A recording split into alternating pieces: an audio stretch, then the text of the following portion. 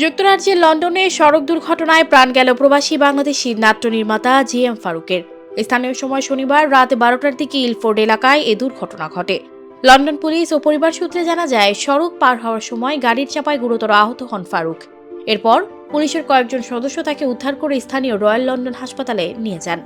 হাসপাতালে 4 ঘণ্টা অস্ত্রোপচার করার পর চিকিৎসক তাকে মৃত ঘোষণা করেন। অতিরিক্ত রক্তক্ষরণের কারণে তার মৃত্যু হয়েছে বলে জানা যায়। তার মৃত্যুর বিষয়টি নিশ্চিত করেছেন আরেক লন্ডন প্রবাসী জনপ্রিয় অভিনেতা স্বাধীন খসরু। রোববার রাতে জিএম ফারুকের সঙ্গে নিজের একটি ছবি পোস্ট করে মৃত্যুর বিষয়টি জানান অভিনেতা খসরু। প্রবাসী ফারুক লন্ডনে স্থানীয় নাটক নির্মাণ করতেন। তিনি সিলেটের বিয়ানীবাজার এলাকার বাসিন্দা। বাংলাদেশ চলচ্চিত্র পরিচালক সমিতির সদস্য ছিলেন তিনি। সানজিদা রহমান, প্রবাস খবর।